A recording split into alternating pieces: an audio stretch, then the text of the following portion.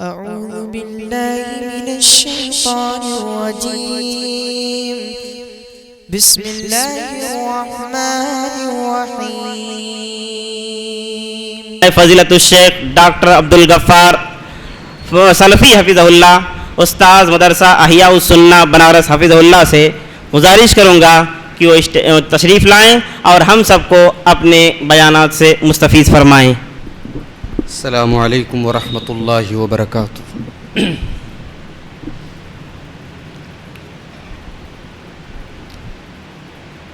الحمد للہ نحمده ونستعینه ونستغفره ونعوذ باللہ من شرور انفسنا ومن سیئات اعمالنا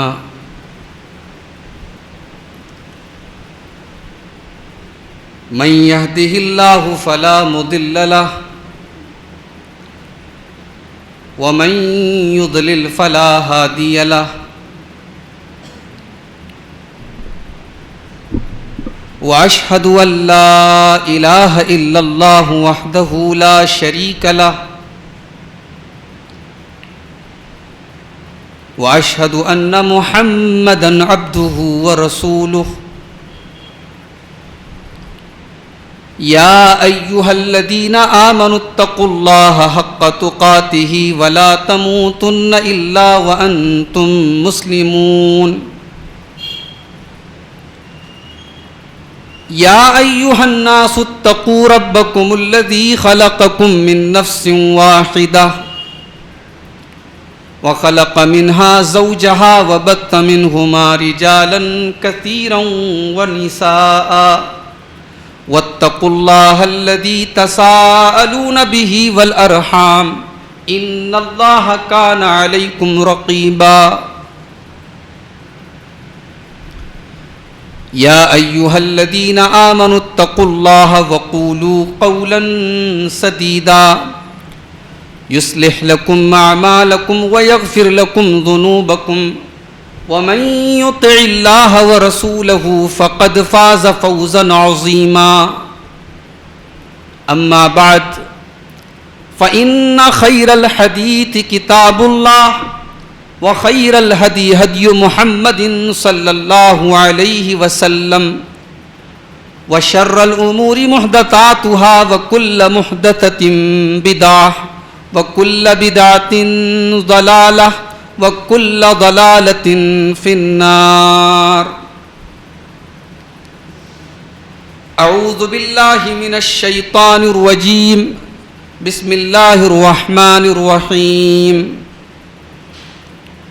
إن الذين لا يرجون لقاءنا ورضوا بالحياة الدنيا واطمأنوا بها والذين هم عن آياتنا غافلون أولئك مأواهم النار بما كانوا يكسبون.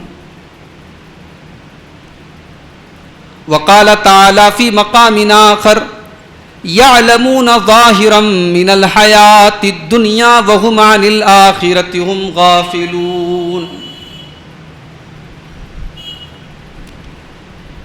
محترم علماء کرام،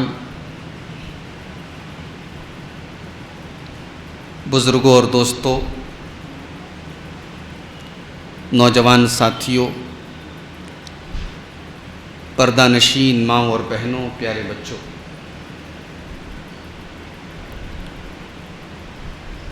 اس مسجد میں تقریباً 1 سال کے بعد ایک مرتبہ پھر یہ دعوتی اور اصلاحی پروگرام آج رکھا گیا ہے،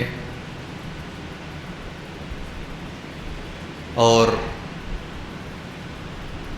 اللہ کے فضل و کرم سے، اس کی توفیق سے ہم اور آپ یہاں اکٹھا ہوئے ہیں. اللہ ہماری اس حاضری کو قبول فرمائے. قرآن و سنت کی روشنی میں جو اصلاحی باتیں آج بیان ہوں گی، اللہ تعالیٰ کہنے والے کو، سننے والوں کو، سب کو عمل کی توفیق عطا فرمائے. آمین. قرآن کریم کی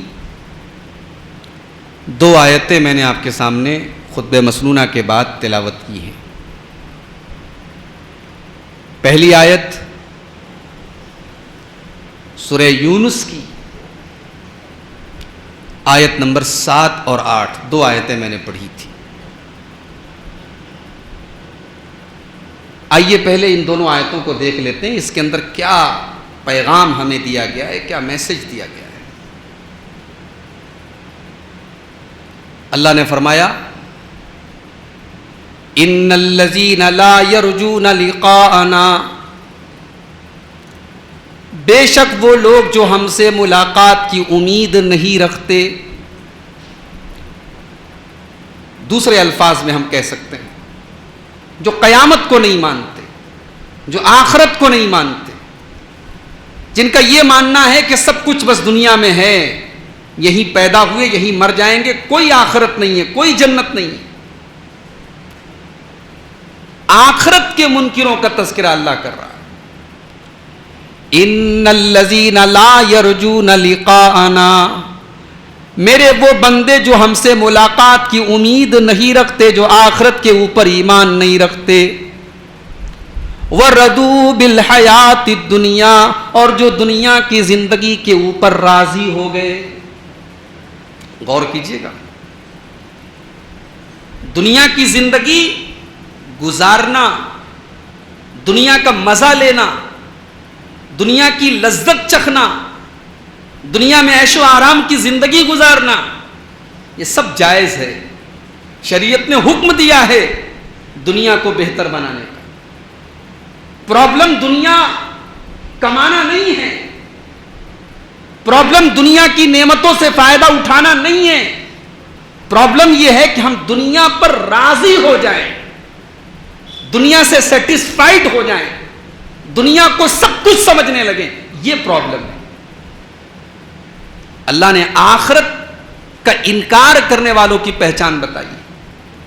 ان الذین لا یرجون لقاءنا، وہ لوگ جو ہم سے ملاقات کی امید نہیں رکھتے. وردوا بالحیات الدنیا، اور دنیا کی زندگی سے خوش ہیں، دنیا کی زندگی پر راضی ہیں. واطمأنوا بها، اور دنیا کی زندگی پر مطمئن بھی ہیں، سیٹسفائیڈ بھی ہیں. ان کو دنیا ہی کے اندر سکون مل گیا، ان کو آخرت کی کوئی طلب نہیں ہے، ان کو جنت میں جانے کی کوئی تڑپ نہیں ہے، ان کو اللہ تبارک و تعالیٰ کی آخرت کی نعمتوں کو پانے کی کوئی چاہت نہیں ہے. رضوا بالحیات الدنیا، وہ دنیا کی زندگی کے اوپر راضی ہو گئے. واطمأنوا بها، اور اسی پر مطمئن ہو گئے. اللہ نے فرمایا والذین هم عن آیاتنا غافلون، اور وہی لوگ ہماری آیتوں سے غافل بھی ہیں. جو قرآن کے اوپر ایمان رکھے گا، جو اللہ کی آیتوں کو مانے گا، وہ آخرت کا انکار نہیں کر سکتا، وہ آخرت سے غافل نہیں ہو سکتا. اللہ نے کہا یہ ان لوگوں کی پہچان ہے جو ہماری آیتوں سے غافل ہیں. ان کا انجام کیا ہوگا؟ اولئک مأواہم النار، ان کا ٹھکانہ جہنم ہوگا. بما کانوا یکسبون، ان کے کرتوتوں کی وجہ سے ان کو جہنم میں ڈالا جائے گا. یہ ان دونوں آیتوں کا ترجمہ میں نے کیا جو سورہ یونس کی 2 آیتیں میں نے آپ کے سامنے پڑھی. ایک اور آیت میں نے پڑھی تھی سورہ روم کی آیت نمبر 7. آئیے ذرا اس آیت کا ترجمہ بھی دیکھ لیتے پھر بات کو آگے بڑھاتے. سورہ روم آیت نمبر 7. یعلمون ظاہرا من الحیات الدنیا وہم عن الآخرۃ ہم غافلون. بے ایمان لوگوں کی پہچان یہ ہے، کافروں کی پہچان یہ ہے، مشرکوں کی پہچان یہ ہے، اللہ کو نہ ماننے والوں کی پہچان یہ ہے. یعلمون ظاہرا من الحیات الدنیا، وہ صرف اور صرف دنیا کی زندگی کی نالج رکھتے ہیں، ان کے پاس دنیا کا بہت علم ہوتا ہے. وہم عن الآخرۃ ہم غافلون، لیکن وہ آخرت سے غافل ہوتے ہیں. دنیا کی بہت نالج ہے، دنیا کی ایک ایک باریکی کا ان کو علم ہے، مگر آخرت کے بارے میں بالکل زیرو ہیں. امام حسن بصری رحمۃ اللہ علیہ اس آیت کی تفسیر میں بڑی پیاری بات کہتے ہیں واللہ بلغ احدہم بدنیاہ. امام حسن بصری کہتے ہیں کہ کچھ لوگ دنیا کے اتنے ماہر ہوتے ہیں کہ یقلب الدرہم علی ظفرہ، اپنے ناخن کے اوپر وہ درہم کو رکھ کر کے، درہم کہتے ہیں چاندی کے سکے کو، درہم کو اپنے ناخن کے اوپر رکھ کر کے وہ اس کا وزن بتا دیتے، اتنے ماہر ہوتے ہیں۔ جیسے ہمارے یہاں ساڑی کا کاروبار کرنے والے بعض لوگ کپڑے کو ٹچ کر کے بتا دیتے ہیں یہ نکلی ہے کہ اصلی، یہ ٹسر ہے کہ سلک ہے، کون سا اس کے اندر جو ہے بانا چلا ہے، کون سی تانی چلی ہے، وہ پورا اس کپڑے کا پورا بایو ڈاٹا آپ کو بتا دیں گے کپڑے کو ٹچ کر کے، اتنے ماہر ہوتے ہیں۔ امام حسن بصری کہتے ہیں ماہر تو اتنے ہیں کہ انگلی پر درہم رکھ کر کے وزن بتا دیں گے، وما یحسن ان یصلی، مگر 2 رکعت نماز ان سے کہو پڑھ لیں تو 2 رکعت نماز پڑھنے کا شعور نہیں ہے، 2 رکعت نماز پڑھنے کی تمیز نہیں ہے، آخرت کے معاملے میں اتنے زیرو ہیں۔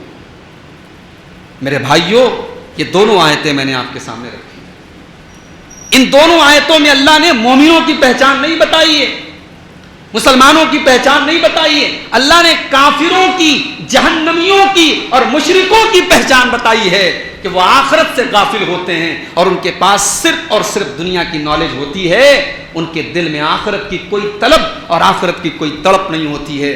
میرے بھائیوں، یہ دونوں آیتیں کسوٹی کی طرح ہیں، اس کسوٹی پر ہم اور آپ اپنے آپ کو پرکھ کر کے دیکھیں۔ آج ہمارا کیا ہے؟ آج ہماری زندگیاں، ہمارا صبح سے لے کر شام تک کا شیڈیول، صبح آنکھ کھلتی ہے تب سے لے کر کے رات میں بستر پر جانے تک کا ہم جو ٹائم گزارتے ہیں، ذرا آپ اس پورے ٹائم کا ہم میں سے ہر شخص جائزہ لے، ہر انسان اپنے گریبان میں جھانکے اور سوچے کہ ہم 24 گھنٹے میں آخرت کی تیاری کتنی دیر کے لیے کرتے ہیں۔ ہماری زندگیوں میں آخرت کی تیاری کہاں ہے میرے بھائی؟ آج کل مدرسوں میں امتحان کا دور چل رہا ہے، جو بچے سال بھر نہیں پڑھتے وہ بھی امتحان کے دوران پڑھائی کرنے لگتے ہیں۔ ہمارے جامعہ سلفیہ میں بنارس کے جو بچے ہوتے ہیں، جو لوکل بچے ہوتے ہیں، وہ سال بھر محنت نہیں کرتے، ان کے بارے میں سب کو پتہ ہے کہ یہ اتنی محنت نہیں کرتے، مگر امتحان کا ٹائم آتا ہے تو وہ بچے بھی رات میں چلے جاتے جامعہ سلفیہ کے اندر، وہی رات گزارتے ہیں، وہی وہ رات بھر پڑھتے ہیں، تب اس کے بعد جو ہے وہ امتحان میں اچھے نمبروں سے کامیاب ہوتے ہیں۔ جو انسان سال بھر محنت نہیں کرتا، وہ بھی جب امتحان آتا ہے تو اس کو یہ احساس ہوتا ہے کہ اگر میں نے محنت نہیں کی تو میں فیل ہو جاؤں گا۔ میرے بھائیوں، ہمارے اور آپ کے امتحان کا بھی ٹائم قریب ہے، اور وہ امتحان کب ہے؟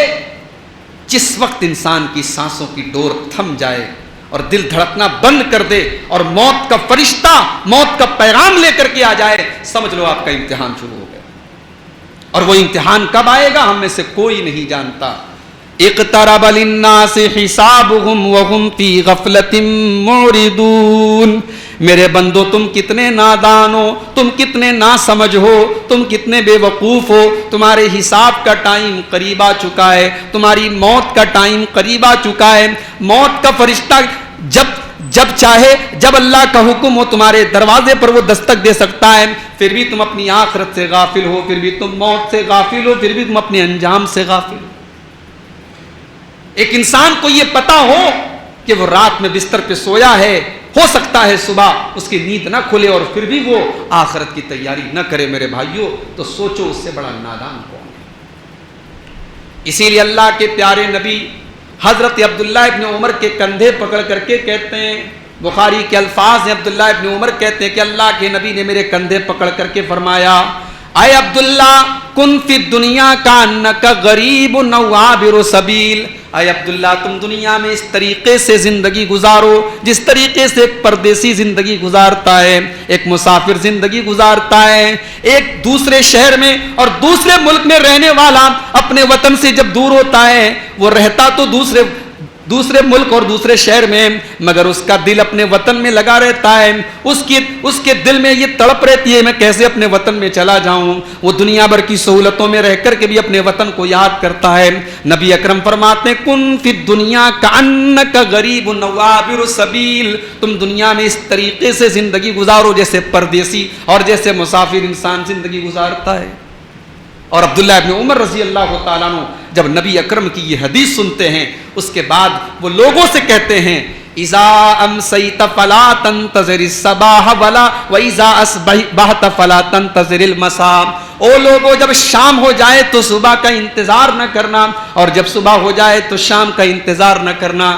نہ جانے زندگی کی کون سی شام آپ کی زندگی کی آخری شام ہو جائے، نہ جانے کون سی صبح آپ کی زندگی کی آخری صبح ہو جائے. حضرت عبداللہ ابن عمر کہتے ہیں شام ہو جائے تو صبح کا انتظار نہ کرنا، صبح ہو جائے تو شام کا انتظار نہ کرنا. وَخُذْ مِنْ صِحَّتِكَ لِمَرَضِكَ وَحَيَاتِكَ لِمَوْتِكَ، اور اپنی بیماری کے آنے کے پہلے اپنی تندرستی کو غنیمت جاننا، اپنی موت کے آنے کے پہلے اپنی زندگی کو غنیمت جاننا. کتنی مثالیں موجود ہیں ہمارے اور آپ کے آس پاس میں موجود ہیں.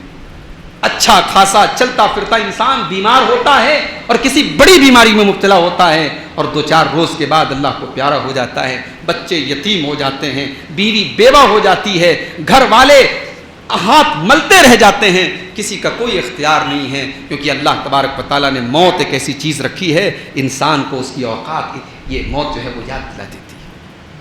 ابھی آپ نے تقریر کے پہلے تلاوت قرآن سنی آپ نے، حافظ صاحب تلاوت کر رہے تھے سورہ واقعہ کی آیات پڑھ رہے. سورہ واقعہ کی وہ آیات، اس میں اللہ تبارک و تعالیٰ نے موت کا نقشہ کھینچا ہے.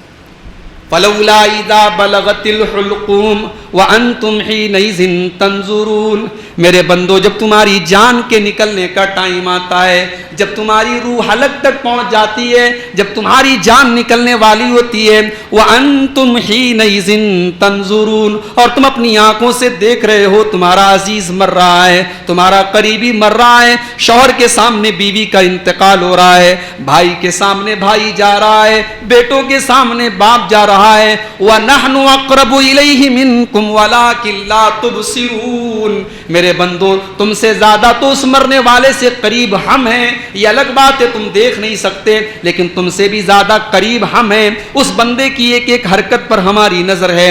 فَلَوْلَا إِن كُنْتُمْ غَيْرَ مَدِينِينَ تَرْجِعُونَهَا إِن كُنْتُمْ صَادِقِينَ، میرے بندو اگر تمہیں یہ لگتا ہے کہ تمہارے اوپر کسی کا کنٹرول نہیں ہے، تمہارے اوپر کوئی ذات نہیں ہے اور تم کسی کے تابع نہیں ہو، تو ذرا مرنے والے کو بچا کر کے دکھا دو. تم نہیں بچا سکتے، تم اس کی روح کو واپس نہیں لا سکتے، تم اسے چاہ کر کے بھی زندگی نہیں دے سکتے.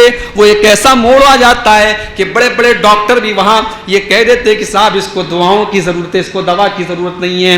بڑے بڑے میڈیکل سائنس کتنی ترقی کر چکی ہے، مگر آج بھی کتنے ایسے اسٹیج آتے ہیں کہ ایمس میں لے کے چلے جاؤ، میدانتا میں لے کے چلے جاؤ، بڑے بڑے ہندوستان کے اور دنیا بھر کے ہاسپٹل میں چلے جاؤ، ڈاکٹر ایک ایسا وقت آتا ہے کہ ہاتھ جوڑ دیتا ہے، کہتا صاحب میرے بس کی بات نہیں ہے.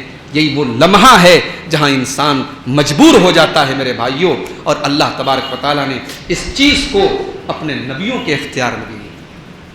کسی نبی کو بھی یہ پاور نہیں ہے کہ وہ موت سے کسی کو بچا سکے یا موت کو ٹال سکے. اللہ کے پیارے نبی کو دیکھو، آپ کا بیٹا ابراہیم، آپ کا اپنا بیٹا ہے، آپ کا لختے جگر ہے، آپ کا بیٹا ہے اور آپ اس کو اپنی گود میں لیے ہوئے ہیں. بخاری کے الفاظ ہیں، ابراہیم رضی اللہ تعالیٰ عنہ کی آخری سانسیں چل رہی ہیں اور دم توڑ رہا ہے اللہ کے نبی کا بیٹا. نبی کا بیٹا ہے، کائنات کی سب سے عظیم شخصیت اور اللہ کے سب سے محبوب بندے ہیں اللہ کے پیارے نبی، آپ کا بیٹا ہے. اور آپ کو بیٹے کی آرزو بھی تھی، 4 بیٹیوں کو تو اللہ نے آپ کو نوازا تھا، لیکن یہ بیٹا تھا اور ماریا قبطیہ کے پیٹ سے حضرت ابراہیم پیدا ہوئے تھے اور ابھی دودھ پینے کے پیریڈ میں تھے اور دودھ پی رہے تھے، اس پیریڈ میں تھے اور موت کا ٹائم آ گیا. اللہ کے نبی اپنے بچے کو اپنے گود میں لیے ہوئے ہیں اور آنکھوں سے آنسو بہ رہے ہیں، کوئی اختیار نہیں ہے. اللہ کے نبی کی آنکھوں میں آنسو بہ رہے ہیں، آپ اپنے بچے کو لیے ہوئے ہیں اور آپ کا بیٹا آخری سانسیں لے رہا ہے، دم توڑ رہا ہے. اور اللہ کے نبی کیا کہتے ہیں، صبر کی کیا مثال قائم کرتے ہیں. آپ فرماتے ان العین تدمع والقلب يحزن ولا نقول الا ما يرضى ربنا. اے ابراہیم تیرے باپ کا دل غمگین ہے، تیرے باپ کی آنکھوں سے آنسو بہ رہے ہیں، تیرا باپ غمگین ہے، تیرا باپ صدمے میں ہے. ولا نقول الا ما يرضى ربنا، لیکن اے میرے بچے ابراہیم تیرا باپ اپنی زبان سے کوئی ایسی بات نہیں نکالے گا جس سے اللہ ناراض ہو جائے. آج محمد اپنی زبان سے کوئی ایسی بات نہیں نکالیں گے جس سے اللہ ناراض ہو جائے. غم کے ٹائم میں بھی اللہ کے نبی نے اپنے آپ کو سنبھال کر کے رکھا. انسان کا امتحان دو ٹائم میں ہوتا ہے، جب انسان بہت خوش ہوتا ہے اور انسان جب بہت غمگین ہوتا ہے۔ میرے نبی نے خوشی کے موقع پر بھی اپنے آپ کو سنبھال کے رکھا اور غم کے موقع پر بھی اپنے آپ کو سنبھال کے رکھا۔ میرے پیارے ساتھیوں، جب وہ موت اللہ تبارک و تعالیٰ نے اپنے نبی کے اختیار میں نہیں دی تو ہماری اور آپ کی کیا حیثیت ہے؟ تو کتنا نادان ہے وہ انسان جس کو پتا ہے کہ موت کا فرشتہ کبھی بھی آ سکتا ہے اور اس کے امتحان کا پیریڈ کبھی بھی شروع ہو سکتا ہے، پھر بھی وہ موت کی اور آخرت کی کوئی تیاری نہیں کرتا ہے۔ آج انسان کیا کر رہا ہے؟ آج پیسہ کمانے کے لیے لوگ حرام طریقے اپنا رہے ہیں۔ ابھی میرے پاس کرناٹک سے ایک صاحب کا میسج آیا، وہاں بڑے زور و شور سے یہ کام چل رہا ہے کہ لوگ ایک دوسرے کو لون دے رہے ہیں، پیسہ قرض دے رہے ہیں سود کے اوپر، بیاج کے، اور اس کے بعد جب وہ سامنے والا پیسہ ٹائم سے نہیں دے پاتا ہے تو بیاج پر بیاج چڑھتا ہے۔ اسی میں انہوں نے مجھے میسج کیا کہ ایک آدمی کا انتقال، وہاں پہ کرناٹک میں اس کو بڈی بولتے ہیں، یہ جو بیاج ہوتی ہے اس کو بڈی بولتے ہیں۔ بولے شیخ صاحب بڈی کی وجہ سے ایک انسان نے سوسائڈ کر لیا، خودکشی کر لی، آتم ہتیا کر لی۔ حالات یہ ہیں میرے بھائی، انسان شہوتوں کے پیچھے، حرام خواہشات کے پیچھے آج بھاگ رہا ہے۔ اللہ تبارک و تعالیٰ نے سورہ آل عمران کے اندر نقشہ کھینچا ہے، فرمایا زُيِّنَ لِلنَّاسِ حُبُّ الشَّهَوَاتِ مِنَ النِّسَاءِ وَالْبَنِينَ وَالْقَنَاطِيرِ الْمُقَنطَرَةِ مِنَ الذَّهَبِ وَالْفِضَّةِ وَالْخَيْلِ الْمُسَوَّمَةِ وَالْأَنْعَامِ وَالْحَرْثِ۔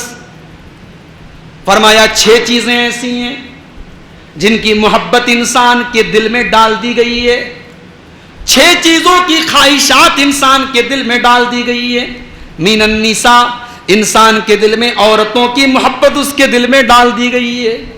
انسان جوانی کی دہلیز پر پہنچا، ظاہر ہے اللہ تبارک و تعالیٰ نے صنف مخالف کے لیے، مرد کے اندر عورت کے لیے، عورت کے اندر مرد کے لیے ایک اٹریکشن رکھا ہے، ایک کشش رکھی ہے، ایک آکرشن رکھا ہے تو وہ نیچرل چیز۔ کوئی اگر یہ کہے کہ صاحب مجھے عورت کی ضرورت نہیں ہے، جھوٹ بولتا ہے۔ اللہ نے رکھا ہے اس جذبے کو ہمارے اور اسلام کی یہ تعلیم نہیں ہے کہ اگر آپ کو اللہ والا بننا ہے اور اللہ کا تقرب حاصل کرنا ہے تو آپ عورتوں سے تعلق قائم مت رکھو، آپ شادی مت کرو، آپ دنیا سے الگ ہو جاؤ، جنگلوں میں چلے جاؤ۔ یہ جتنے ڈھونگی لوگ ہیں نا جو کہتے ہیں ہم برہمچاری ہیں، ہم عورت سے کوئی تعلق نہیں رکھتے، سب ان کی ہسٹری آپ کھنگال کے دیکھیں، اندر وہ بڑے کرپٹ ہیں اور دنیا بھر کی گندگیوں میں مبتلا ہیں۔ ہماری شریعت نے ایسا کوئی سسٹم نہیں رکھا کہ آپ کو اللہ کا تقرب حاصل کرنا ہے تو آپ اپنی زندگی سے عورت کو ہٹا دے، نکال دے، نہیں۔ اسلام نے کہا جائز طریقے سے، حلال طریقے سے آپ نکاح کر لیں، شادی کر لیں۔ اللہ کے پیارے نبی نے نکاح کیا اور ایک نہیں، آپ نے بیک وقت 9 نکاح کیے، 9 بیویاں آپ کے ساتھ، آپ کے ایک ساتھ آپ کے نکاح کیے۔ آپ نے کبھی امت کو تعلیم نہیں دی کہ تم شادی مت کرو۔ آپ نے نوجوانوں سے یہ تو کہا کہ اپنے جذبات کو کنٹرول میں رکھو، لیکن آپ نے کبھی نوجوانوں سے یہ نہیں کہا تم شادی مت کرو۔ آپ نے فرمایا یا معاشر الشباب من استطاع منکم الباءۃ فلیتزوج، اے نوجوانوں جب تمہارے اندر جب تم جوانی کو پہنچ جاؤ، نکاح کی طاقت تمہارے اندر ہے، تم بیوی کا خرچہ اٹھا سکتے ہو، جسمانی اعتبار سے تم شادی کے قابل ہو، فلیتزوج، تو تم نکاح کر لو۔ میرے پیارے ساتھیوں، یہ بات بھی ہم اچھی طریقے سے جانتے کہ مئو کے اندر نکاح کا معاملہ بہت مشکل ہے۔ ہم سے کئی نوجوانوں نے یہ بات کہی ہے اور حقیقت ہم نے اپنی آنکھوں سے دیکھا بھی ہے کہ نکاح کے معاملے میں لڑکے جوان ہو چکے ہیں لیکن ماں باپ کے انڈر میں ہونے کی وجہ سے وہ کھل کر کے اپنی بات نہیں کہہ سکتے۔ 30 سال کی عمر کو پہنچ گیا نوجوان، شادی نہیں ہو رہی۔ صاحب کیا ہے؟ ذمہ داریاں ہیں، ابا کو حج کرانا ہے، مکان بنوانا ہے۔ ضروری نہیں ہے کہ آپ سنگ مرمر کا مکان بنائیں تب لڑکے کی شادی، ضروری نہیں ہے کہ ابا حج کر لیں تب لڑکے کی شادی ہوگی، اور یہ بھی ضروری نہیں ہے کہ پہلے اس سے چھوٹی بہنوں کی شادی ہو جائے تب بھائی کی شادی ہوگی۔ یہ سارے ہم نے جو وجوہات بنا کے رکھی ہے، ہمیں اندازہ نہیں ہے کہ ان وجوہات اور ان ہمارے ڈھکوسلوں کی وجہ سے آج سماج کہاں جا رہا ہے۔ جو لڑکا 20 سال کی عمر میں جوان ہو رہا ہے اور جس کو شادی کی ضرورت 20 سال کی عمر میں ہے، اس کی شادی آپ 30 سال کی عمر میں کر رہے ہیں۔ کیا آپ آج کے اس دور میں اس نوجوان لڑکے سے یہ ایکسپیکٹ کرتے ہیں, یہ امید کرتے ہیں کہ وہ 20 سال سے لے کر کے 30 سال تک کا 10 سال کا ٹائم وہ روزہ رکھ کر کے اپنی خواہشات کو کنٹرول میں رکھے گا؟ وہ روزہ رکھ لے گا اور اس کی خواہشات مر جائیں گی. وہ راتوں میں تہجد پڑھ لے گا اور اس کو بیوی کی ضرورت نہیں پڑے گی. وہ دن میں نمازیں پڑھ لے گا اور جلسوں میں تقریریں سن لے گا اور اس کو بیوی کی ضرورت نہیں پڑے گی. نہیں میرے بھائی, انسان کو بھوک لگی ہو تو تقریریں سن کر کے اس کی بھوک نہیں مٹے گی. بھوک لگی ہے تو کھانا کھانے کی ضرورت ہے, پیاس لگی ہے تو پانی کی ضرورت ہے. انسان اگر شادی کے قابل ہے, چاہے وہ لڑکا ہو چاہے وہ لڑکی ہو, تو اس کا علاج شریعت نے یہی بتایا ہے کہ آپ اس کا نکاح کر دیں. اور آج آپ حالات دیکھیے, آج آپ حالات دیکھ لیجئے. ہم نے نکاح کو اس قدر مشکل بنا دیا کہ آج نکاح ایک غریب باپ جو اپنی بیٹی کی شادی کرنا چاہتا ہے, اس کے سامنے دنیا بھر کے مسائل ہیں, لیکن آج نوجوان لڑکی اور لڑکیوں کے سامنے زناکاری اور بدکاری کے ہزاروں راستے کھلے ہیں. قدم بہکنا اگر چاہیں تو اللہ کا ڈر ہی ایک ایسی چیز ہے جو انسان کو بچا سکتا ہے, ورنہ قدم بہکنے کے اور غلط راستے پر جانے کے ہزاروں راستے کھلے ہیں.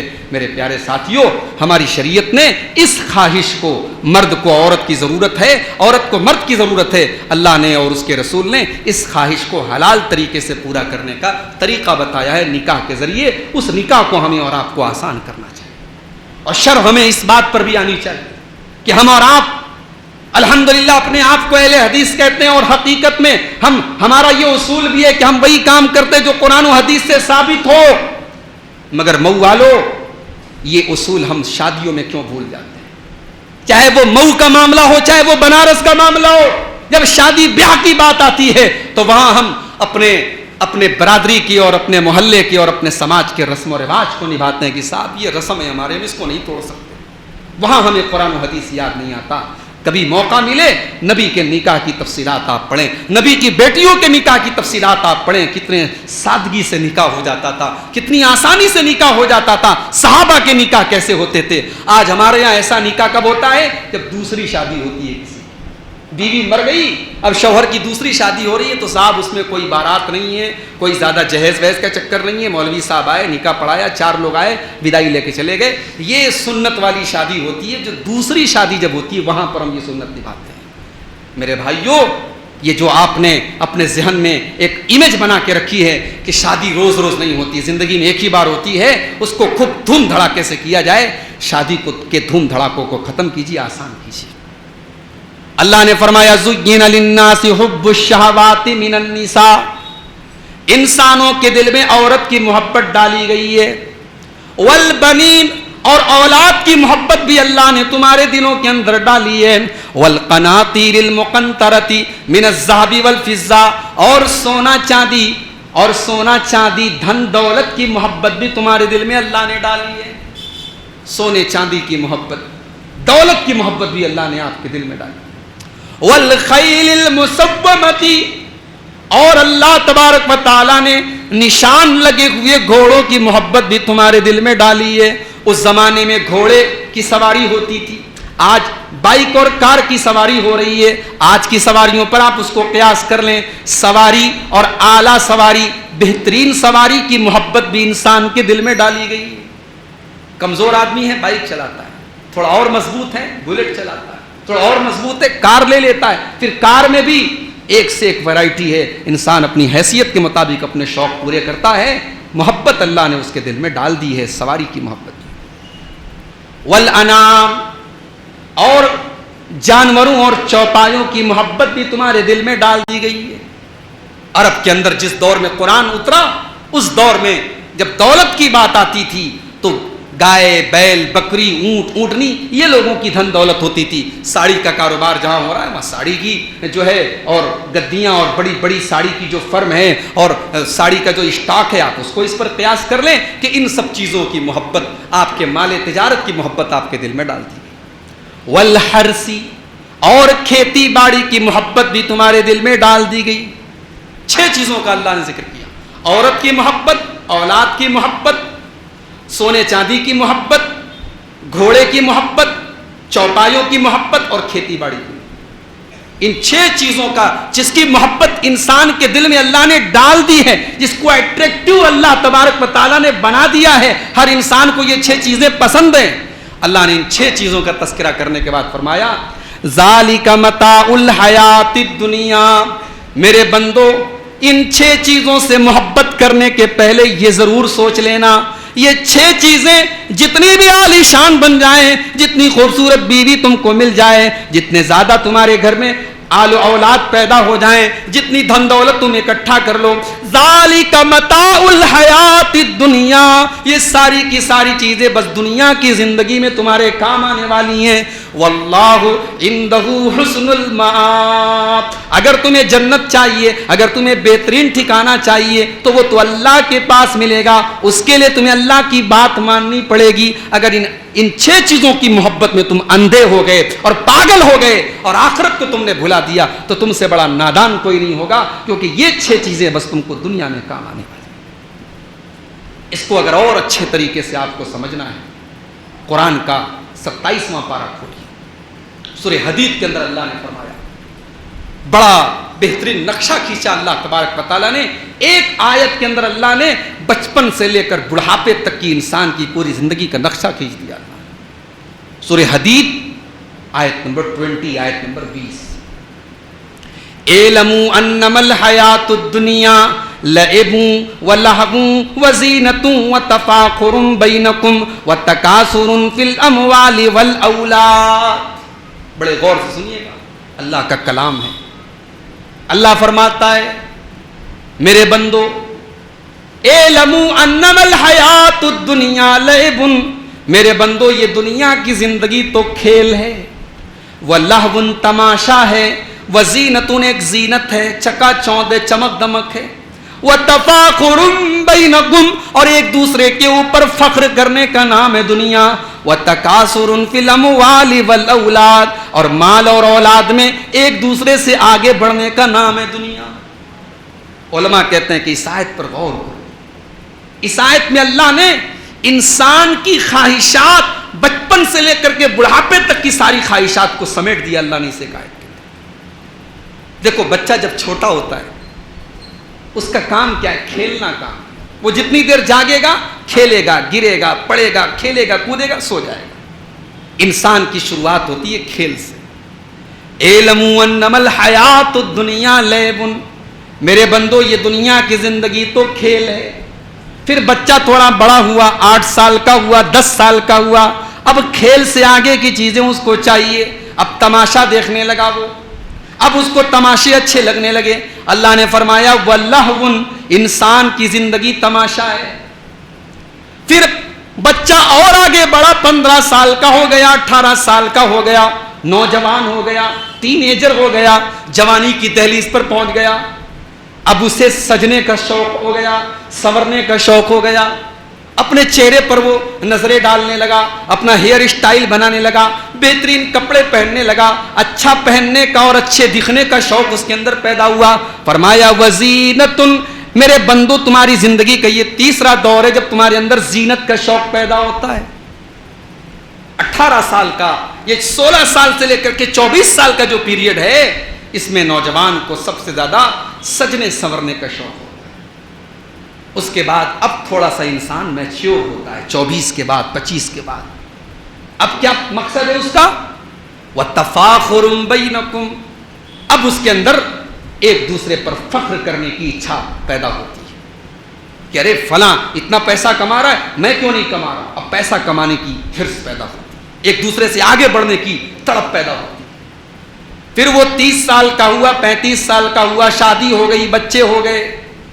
وَتَكَاثُرٌ فِي الْأَمْوَالِ وَالْأَوْلَادِ، پھر جوانی کا پیریڈ ختم ہونے لگا، ادھیڑ ہو گیا، پھر بڑھاپے کو پہنچ گیا۔ اب ایک ہی مقصد ہے، میری اتنے سارے بچے میری آنکھوں کے سامنے رہیں، میرا پریوار میری آنکھوں کے سامنے رہے، ہم کسی سے کمزور نہ رہیں، مال خوب زیادہ ہو جائے، اولاد خوب پھلے پھولے، یہ مقصد ہو جاتا ہے انسان کی زندگی۔ کھیل سے شروع ہوئی اور مال و اولاد کی کثرت پر جا کر کے یہ زندگی ختم۔ اللہ نے انسان کی زندگی کا پورا نقشہ کھینچنے کے بعد فرمایا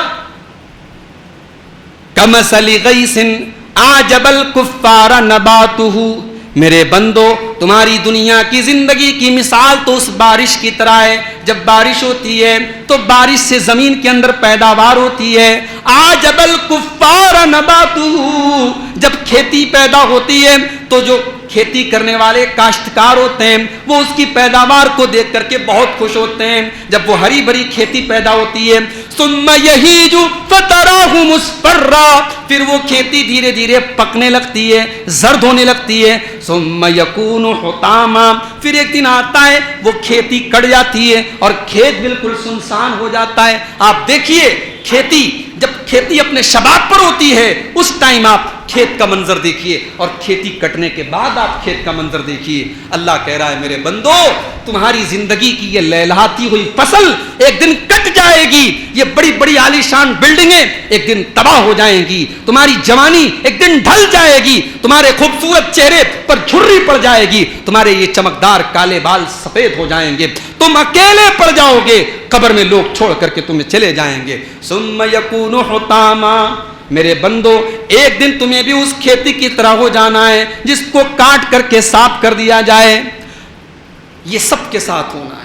وَفِي الْآخِرَةِ عَذَابٌ شَدِيدٌ وَمَغْفِرَةٌ مِّنَ اللَّهِ وَرِضْوَانٌ، اس کے بعد تمہیں اللہ کے پاس جانا ہے اور آخرت کا دور تم کو دیکھنا ہے. اب وہاں پر دو راستے تمہارے سامنے ہوں گے، یا تو اللہ کا عذاب ہوگا یا اللہ کی رضا ہوگی. اب تم یہ فیصلہ کر لو تمہیں اللہ کا عذاب لینا ہے یا اللہ کی رضا لینا ہے. وَمَا الْحَيَاةُ الدُّنْيَا إِلَّا مَتَاعُ الْغُرُورِ، اور یہ دنیا کی زندگی تو محض ایک دھوکے کا سامان ہے. ایک آیت میں اللہ تبارک و تعالیٰ نے انسان کی پوری زندگی کا نقشہ کھینچ دیا. اور اس کے بعد والی جو آیت ہے میرے بھائیو ذرا اس پر ہم اور آپ کو سابقوا الی مغفرۃ من ربکم. میرے بندو تم ایک دوسرے سے آگے نکلنے کی کوشش کرتے ہو، ایک دوسرے سے کمپٹیشن کرتے ہو. تمہارے پڑوسی نے اگر کسی لون سے شادی کی ہے تو تم بھی لون سے ہی کرو گے. اس نے 500 لوگوں کو بہترین کھانا کھلایا ہے، تم اس سے بہترین کھانا کھلا کے دکھاؤ گے. اس کا مکان اگر 3 فلور کا ہے تم 4 فلور کا مکان بنا کر کے دکھاؤ گے. وہ لاکھ پتی ہے تم کروڑ پتی بن کر کے دکھاؤ گے. تم ایک دوسرے سے دنیا کی دولت کے بارے میں مقابلہ کرتے ہو، کمپٹیشن کرتے ہو. سابقوا الی مغفرۃ من ربکم وجنۃ عرضها كعرض السماء والارض. میرے بندو تمہیں اگر کمپٹیشن ہی کرنا ہے، تمہیں مقابلہ ہی کرنا ہے، تمہیں ایک دوسرے سے آگے ہی نکلنا ہے تو جنت کے لیے کمپٹیشن کرو. جنت کے لیے کون کمپٹیشن کرتا ہے؟ فضول خرچی کرنے کے لیے ہماری جیب سے لاکھوں نکلتے ہیں، اور جہاں اللہ کے دین میں خرچ کرنے کی بات آتی ہے 10 کی نوٹ بڑی مشکل سے نکلتی ہے.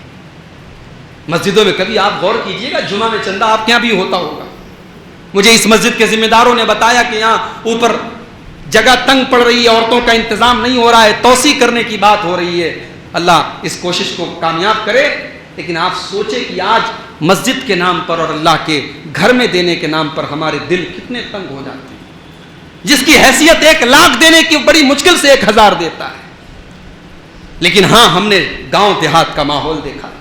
ہمارے بنارس میں ایک مسجد کی تعمیر کا کام چل رہا تھا، زمین کی خرید کا کام چل رہا تھا. ہم نے گاؤں دیہات میں اعظم گڑھ کے کچھ دیہاتوں میں پروگرام ہوا، وہاں ہم نے چندے کی اپیل کی. غریب گھروں کی عورتیں جن کے پھوس کے مکانات ہیں، جھوپڑی نما مکانات ہیں، ان غریبوں کے گھر سے 1,000 روپے کا چندہ آیا. عورتوں نے سونے کی بالیاں اتار کے دی. ہم نے جذبہ دیکھا. شہر کے اندر عالیشان مکانات میں رہنے والے ہم اور آپ میرے بھائیوں، ہمارے مکانات بڑے ہیں لیکن دل چھوٹے ہو گئے. کمپٹیشن آج آخرت کے کاموں میں کوئی نہیں کرتا. صحابہ کو دیکھو، ان کا کمپٹیشن بھی ہوتا تھا تو کس چیز کے لیے ہوتا تھا؟ اللہ کے نبی صحابہ کے سامنے کھڑے اپیل کر رہے ہیں کہ اے میرے صحابہ، غزوہ تبوک کے لیے نکلنا ہے، 700 کلومیٹر کا سفر کرنا ہے، گرمی کا موسم ہے، مئی جون کا مہینہ تھا. آپ نے فرمایا یہ بڑا مشکل مرحلہ ہے، بڑی مشکل جنگ ہے. اس جنگ کی تیاری میں جو تعاون کرے گا، من جہز جیش العسرۃ فلہ الجنہ، اس لشکر کی تیاری میں جو بھی تعاون کرے گا میں اسے جنت کی گارنٹی دیتا ہوں. حضرت عمر فاروق رضی اللہ تعالیٰ عنہ نے نبی کی اپیل کو سنا، اپنے گھر آئے، اپنے گھر کا سارا مال اکٹھا کیا اور سارے مال کو اکٹھا کرنے کے بعد اس کو 2 حصوں میں ڈیوائیڈ کیا, آدھا گھر میں چھوڑا اور آدھے کو پیک کر کے اللہ کے رسول کے پاس لے کے آ گئے اور لا کر کے نبی کے قدموں میں رکھ دیا. اللہ کے نبی نے دیکھا حضرت عمر بہت سارا مال لے کے آئے ہیں. کہا کہ اے عمر ما ابقیت لأہلک, اے عمر تم نے گھر والوں کے لیے کیا چھوڑا, تم نے فیملی کے لیے کیا چھوڑا, تم نے پریوار کے لیے کیا چھوڑا؟ حضرت عمر نے کہا ابقیت لہم النصف, اے اللہ کے نبی آپ فکر نہ کریں, آدھا لے کر کے آیا ہوں, آدھا چھوڑ کر کے آیا ہوں, آدھا آپ کے پاس لایا ہوں, آدھا چھوڑ کے لایا ہوں. حضرت عمر کہتے ہیں کہ میرے دل میں پہلی مرتبہ آج خیال پیدا ہوا کہ ہمیشہ نیکی کے معاملے میں ابو بکر صدیق کا نمبر آگے ہوتا ہے, آج میرا نمبر آگے رہے گا. میں نے تو وہ کام کر دیا ہے کہ ابو بکر کیا کریں گے, میں تو آدھا مال لے کے چلا آیا. تھوڑی دیر کے بعد حضرت ابو بکر صدیق بھی آتے ہیں, وہ بھی اپنے گھر کا مال لے کر کے آئے, انہوں نے بھی اللہ کے نبی کے قدموں میں لا کر کے رکھ دیا. نبی اکرم نے ان سے بھی سوال کیا ما ابقیت لأہلک, اے ابو بکر تم نے گھر والوں کے لیے کیا چھوڑا ہے؟ فرمایا ابقیت لہم اللہ ورسولہ, اے اللہ کے نبی میں تو اپنے گھر میں جھاڑو لگا کے آیا ہوں, میں تو سب کچھ لے کر کے آیا ہوں, میں تو گھر والوں کو اللہ اور اس کے رسول کے نام پہ چھوڑ کے آیا ہوں. میں نے اے اللہ کے نبی آج اسلام کو میرے مال کی ضرورت ہے, میں نے اپنے گھر والوں کے لیے کچھ نہیں چھوڑا ہے, میں سب کچھ لے کر کے آیا ہوں. حضرت عمر فاروق کی آنکھوں سے آنسو آ گئے اور کہنے لگے کہ واللہ لا اسابقک ابدا, اے ابو بکر عمر تم سے مقابلہ نہیں کر سکتا, عمر تم سے آگے نہیں نکل سکتا. یہ صحابہ تھے, ان کے درمیان کمپٹیشن بھی ہوتا تھا تو آخرت کے لیے ہوتا تھا, جنت کے لیے ہوتا تھا. اللہ فرماتا ہے میرے بندو دنیا کے چھوٹے موٹے مکان میں کمپٹیشن کرتے ہو, دنیا کی چھوٹی موٹی دولت کے لیے کمپٹیشن کرتے ہو, سابقوا الی مغفرۃ من ربکم, اپنے رب کی مغفرت کو پانے کے لیے کمپٹیشن کرو. وجنۃ عرضها کعرض السماء والارض, اس جنت کو پانے کے لیے مقابلہ کرو جس جنت کی چوڑائی آسمان و زمین کے برابر ہے. اعدت للذین آمنوا باللہ ورسولہ, اور وہ جنت اللہ تعالیٰ نے ایمان والوں کے لیے تیار کر کے رکھی ہے. اس جنت کی طلب ہمارے اندر کیوں نہیں ہے میرے بھائی؟ جنگ بدر کا موقع ہے, اسلام کی پہلی لڑائی ہے. لڑائی کے پہلے اللہ کے نبی اپنے صحابہ کا حوصلہ بڑھا رہے ہیں, تقریر کر رہے ہیں, خطبہ دے رہے ہیں. آپ نے اپنے صحابہ سے کہا سارعوا الی مغفرۃ من ربکم وجنۃ عرضها کعرض السماء عرضها کارز السماوات والارض. آپ نے اپنے صحابہ سے فرمایا اے میرے صحابہ اس جنت کی طرف دوڑ پڑو جس کی چوڑائی آسمان و زمین کے برابر ہے. حضرت عمیر ابن حمام انصاری رضی اللہ تعالیٰ عنہ کھجور کھا رہے تھے, 18-20 سال کے نوجوان تھے. انہوں نے کھجور کھاتے ہوئے نبی کا یہ جملہ سنا, نبی کی تقریر کا یہ جملہ انہوں نے سن لیا. نبی نے کہا دوڑو جنت کی طرف, یہ بدر کا میدان تمہاری جنت ہے, دوڑو اس جنت کی طرف جس جنت کی چوڑائی آسمان و زمین کے برابر ہے. حضرت عمیر ابن حمام انصاری کے زبان سے نکلا بکھن بکھن, واہ واہ واہ واہ, کیا بات ہے, کیا بات. اللہ کے نبی نے کہا اے عمیر کیا بات ہے, ایسا کیوں کہہ رہے ہو, بکھن بکھن کیوں کہہ رہے ہو؟ کہا اے اللہ کے نبی آپ جنت کا تذکرہ کر رہے ہیں, جنت کی تعریف کر رہے ہیں, میں امید کر رہا ہوں کہ اللہ مجھ کو بھی جنت میں داخل کر دے, مجھے بھی جنتی بنا دے. اس کے بعد حضرت عمیر ابن حمام آگے بڑھے, ہاتھوں میں کھجوریں لیے ہوئے تھے جس کو کھا رہے تھے, کھجوریں زمین پر پھینک دی. کسی نے کہا کہ اے عمیر کم سے کم یہ کھجوریں تو کھا لو. کہا کہ اگر یہ کھجوریں, ان کھجوروں کی وجہ سے اگر میں اپنی جنت سے دور ہو رہا ہوں, میں اللہ تبارک و تعالیٰ مجھے جنت کی طرف بلا رہا ہے اور ان کھجوروں کی وجہ سے مجھے جنت میں جانے میں دیر ہو رہی ہے, انہا لحیات طویلہ, تو یہ زندگی بہت لمبی ہو جائے گی اور جنت مجھ سے دور ہو جائے گی. کھجوروں کو پھینک دی اور میدان بدر میں, جنگ بدر میں کود پڑے اور اللہ کی راہ میں شہید ہوئے. یہ تھے صحابہ, ان کی زندگیوں کا ٹارگٹ آخرت تھی, ان کا ٹارگٹ جنت تھی. یہ رب کی جنت کے طالب تھے, یہ اللہ کو راضی کرنے والے لوگ تھے میرے پیارے ساتھی.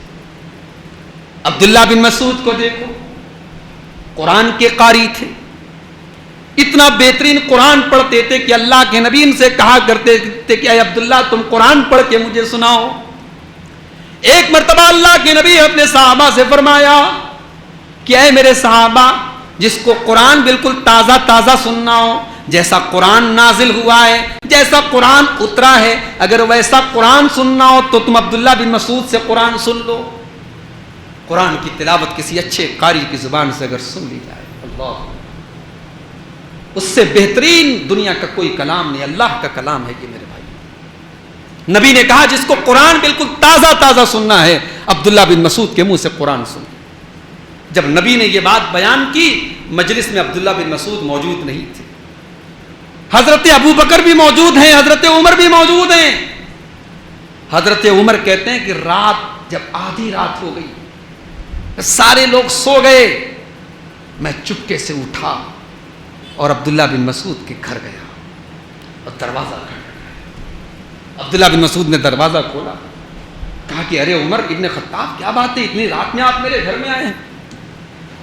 کہا کہ بھائی ایک بات بتانے آیا ہوں، اور وہ بات اس لیے بتانے آیا ہوں کیونکہ نبی کی یہ بھی حدیث ہے کہ اپنے مومن بھائی کو کوئی خوشخبری دینے میں بھی ثواب ہے، اجر ہے۔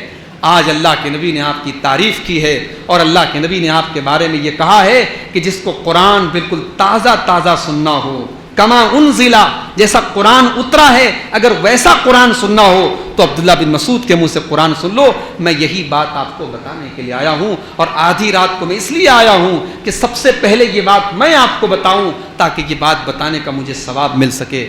حضرت عبداللہ بن مسعود نے کہا آپ یہ بات مجھے بتانے آئے ہیں، حضرت ابو بکر صدیق تھوڑی دیر پہلے بتا کے جا چکے۔ یہ ابو بکر صدیق تھے، یہ ابو بکر صدیق تھے جن کو تمام صحابہ میں سب سے افضل کہا جاتا ہے، نیکی کے معاملے میں سب سے آگے آگے رہنے والے۔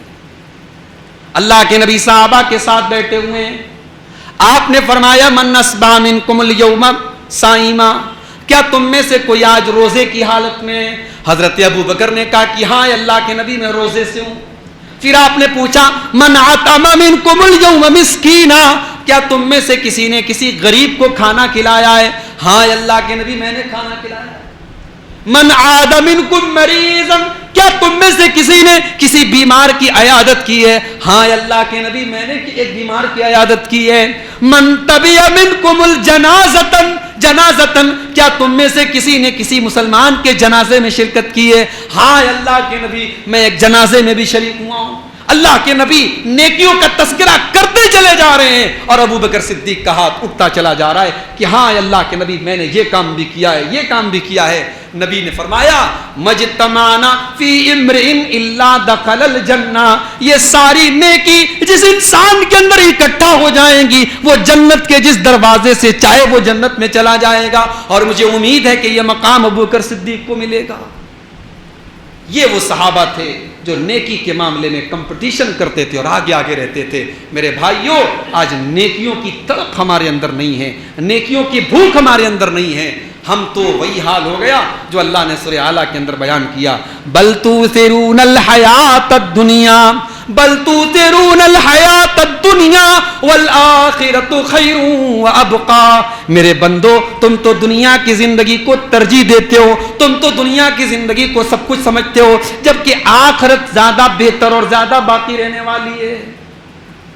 ہماری زندگی کی جد و جہد اور ہماری کوششوں کا مرکز صرف دنیا ہے میرے پیارے ساتھی۔ ابن ماجہ کی روایت ہے، اللہ کے نبی کے پاس ایک صحابی آتے ہیں، اے اللہ کے نبی دلنی علی عمل اذا عملتہ، اے اللہ کے نبی مجھے کوئی ایسا عمل بتا دیجئے اگر میں وہ عمل کر لوں، احبنی اللہ و احبنی الناس، تو اللہ بھی مجھ سے محبت کرے اور لوگ بھی مجھ سے محبت کریں۔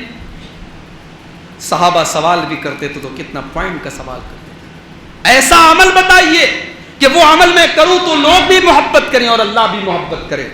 نبی اکرم نے فرمایا ازہد فی الدنیا یحبک اللہ، اے میرے صحابی اگر تم یہ چاہتے ہو کہ اللہ تم سے محبت کرے تو دنیا سے بے رغبت ہو جاؤ، دنیا میں رہو، دنیا میں زندگی گزارو، مگر تمہاری دلچسپی آخرت، تمہاری رغبت آخرت میں ہو، تمہارے دل میں تڑپ آخرت کی ہو، تم دنیا سے بے رغبت ہو جاؤ، اللہ تم سے محبت کرے گا۔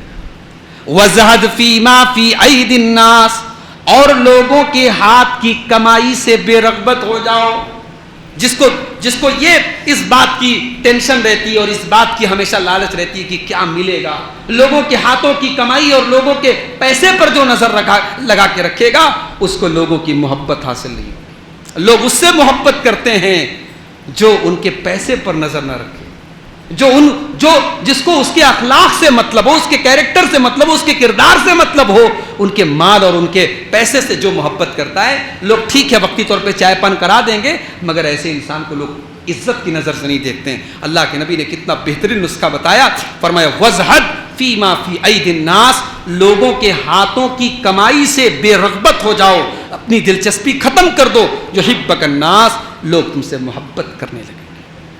میرے پیارے ساتھیوں، ہم اور آپ ذرا اپنے آپ کو رکھ کر کے ٹٹولیں کہ ہم اور آپ کہاں کھڑے ہیں۔ آج آخرت کے اوپر بڑی بڑی تقریریں کرنے والے اور دنیا کو جنت کے بارے میں بتانے والے، ان کی اپنی زندگیوں میں آپ جھانک کر کے دیکھیں تو پتہ لگے گا صاحب ان کے آخرت کی کوئی فکر نہیں ہے، وہ دنیا کے لیے جی رہے، دنیا کے لیے مر رہے ہیں۔ مگر میرے نبی کی زندگی اللہ اکبر روشن کتاب کی طرح ہے، آئینے کی طرح ہے۔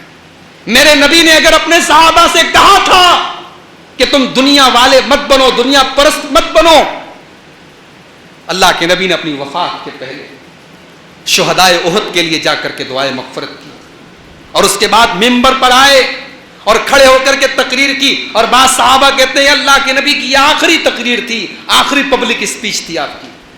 آپ نے اس تقریر میں فرمایا کہ اے لوگو انا بین ایدیکم فرتن، میں تم سے آگے جانے والا ہوں، وانا علیکم شہید، اور قیامت کے دن میں تمہارے اوپر گواہی دینے والا ہوں، وان موعدکم الحوض، اور قیامت کے دن تم سے ملاقات ہوگی حوض کوثر کے اوپر۔ تم سے کہاں ملاقات ہوگی؟ حوض کوثر کے اوپر ہوگی۔ وانی لانظر الیہ من مقامی ھذا، اور میں اپنے منبر سے کھڑا ہو کر کے دیکھ رہا ہوں اپنے مقام کو، اپنے حوض کوثر کو دیکھ رہا ہوں، اور اللہ کی قسم مجھے اس بات کا ڈر نہیں ہے کہ تم مشرک ہو جاؤ گے۔ آپ نے اپنے صحابہ سے کہا مجھے اس بات کا ڈر نہیں ہے کہ تم مشرک ہو جاؤ گے، ولیکن اخشی علیکم الدنیا ان تنافسوها، مجھے ڈر اس بات کا ہے کہ دنیا اور دنیا کی دولت کہیں تم کو ایک دوسرے سے لڑا نہ دے، دنیا کی رنگینی تمہیں اپنے فتنے میں مبتلا نہ کر دے، مجھے اس بات کا ڈر ہے۔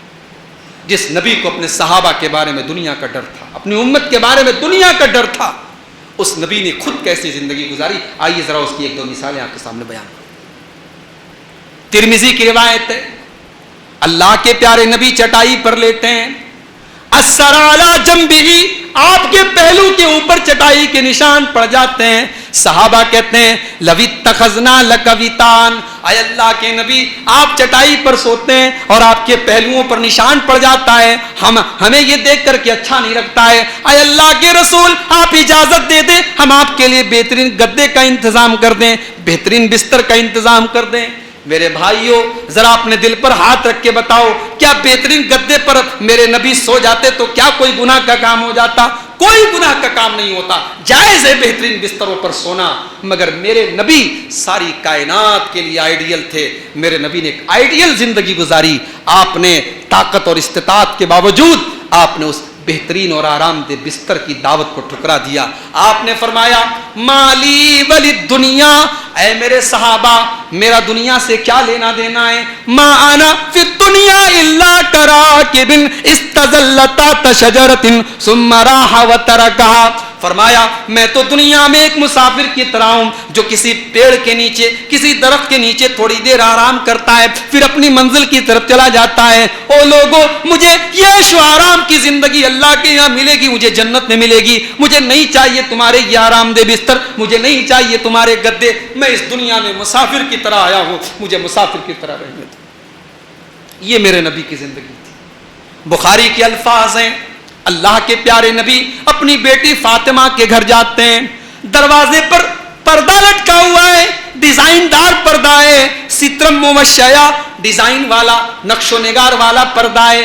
نبی کو اپنی بیٹی کے گھر میں یہ پردہ پسند نہیں آیا، آپ نے بغیر کچھ کہے وہیں سے راستہ پلٹ گیا، آپ واپس چلے آئے، اپنی بیٹی کے دروازے سے آپ واپس چلے آئے۔ حضرت فاطمہ کو پتہ چلا کہ میرے ابا جان آئے تھے اور آ کر کے چلے گئے، بھیجا اپنے شوہر حضرت علی کو، جاؤ پوچھو کیا بات ہے، اللہ کے نبی ناراض تو نہیں ہے، کیا معاملہ ہے؟ حضرت علی آئے, یا رسول اللہ آپ ہمارے گھر پہ آئے اور آ کر کے چلے گئے. نبی نے ایک ہی بات فرمائی, رأیت علی بابہا سترم وشیا, اے علی میں فاطمہ سے ملنے گیا تھا, میں نے اس کے دروازے پر ایک ڈیزائن دار پردے کا کپڑا دیکھا. مالی ولی دنیا, جب فاطمہ میرے کلیجے کا ٹکڑا ہے, جب فاطمہ میری بیٹی ہے تو میں فاطمہ کو دنیا کی رنگینیوں میں نہیں دیکھ سکتا. اے علی جاؤ میری بیٹی سے کہہ دو اس پردے کو اتار کر کے مدینہ کی کسی غریب فیملی کو دے دے. یہ تھی نبی کی زندگی, اور یہ تھی نبی کے اہل بیت کی زندگی. میرے نبی اپنے لیے نہیں جیے, جیے تو امت کے لیے جیے, راتوں کو روئے تو امت کے لیے. آج امت کو نبی کی پیدائش کا جشن یاد ہے. یہ آسان کام ہے نا, گھر پہ جھنڈا لگانے میں کیا لگتا ہے بھائی, بائک پر چھوٹی سی جھنڈی لگانے میں کیا لگتا ہے, الصلاۃ والسلام علیک یا رسول اللہ کے نعرے لگانے میں کیا لگتا ہے. نبی کے آنے کا جشن یاد ہے, نبی کے آنے کا مشن کسی کو یاد نہیں. نبی آئے کیوں تھے, نبی کے دنیا میں آنے کا مقصد کیا تھا. اللہ نے قرآن میں نبی کے آنے کا مقصد بیان کیا. لقد كان لكم في رسول الله اسوة حسنة لمن كان يرجو الله واليوم الآخر وذكر الله كثيرا. اے ایمان والو, تمہارے لیے میرے رسول کی زندگی نمونہ ہے. میرے رسول کا اٹھنا بیٹھنا سونا جاگنا شادی کرنا بچے پیدا کرنا زندگی کے تمام شعبوں میں میرا نبی تمہارے لیے نمونہ ہے, آئیڈیل ہے, اسوہ حسنہ ہے. مگر نبی کو نمونہ کون بنائے گا؟ فرمایا لمن کان یرجو اللہ والیوم الاخر, جو اللہ سے ملاقات کی امید رکھے گا, جس کے دل میں آخرت کا ڈر ہوگا, جس کے دل میں آخرت کی تیاری کا احساس ہوگا, وہی نبی کو نمونہ بنائے گا. نبی کا جشن یاد ہے, نبی کا مشن یاد نہیں. نبی نے کیسی تربیت کی تھی اپنے بچوں کی. آج ہم اپنی بیٹیوں کی شادی کرتے ہیں, کیسا داماد تلاش کرتے ہیں. اچھے دیندار لڑکے محلے میں پڑوس میں موجود ہیں, ان سے کوئی شادی کرنے کے لیے تیار نہیں. اپنے گھر میں چاہے اپنی بہو بیٹی لوم چلا رہی ہو, مگر اپنی بیٹی کی شادی ایسے گھر میں نہیں کریں گے جہاں لوم چلوائی جاتی ہو. یہ ہمارا معیار ہے. ہم اپنی بیٹیوں کے لیے ایسے گھر تلاش کرتے ہیں جہاں کوئی دیور نہ ہو, کوئی نند نہ ہو, کوئی جیٹ نہ ہو, کوئی ساس بھی نہ ہو, ہماری بیٹی رانی کی طرح زندگی گزارے. ہم تو ایسے گھر تلاش کرتے. دینداری اور اسلام اور روزہ اور نماز یہ سب بہت بات کی چیز ہے, پہلے تو ہم یہ دیکھتے ہیں. اللہ کے نبی نے اپنی سب سے چہیتی بیٹی فاطمہ رضی اللہ عنہا کی شادی کی حضرت علی سے. حضرت علی کون تھے؟ کوئی کروڑ پتی انسان تھے, بڑی دولت تھی ان کے پاس, بڑے مکان تھے. ارے شادی کے وقت مہر کا انتظام نہیں تھا علی کے پاس.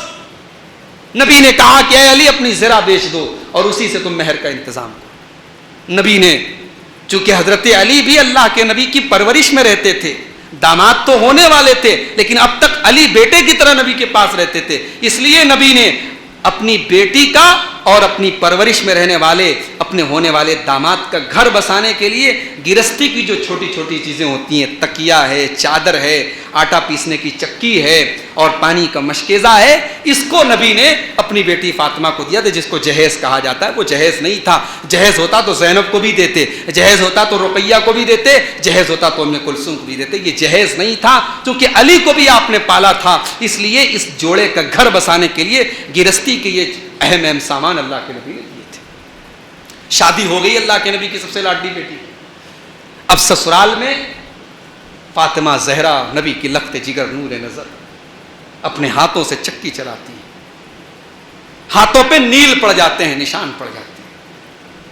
مشکل محسوس ہوتی ہے حضرت فاطمہ کو, اور شاید اس وقت حضرت حسن حسین بھی پیدا ہو گئے ہوں, بچوں کی پرورش اور اس کے بعد گھر کے یہ کام.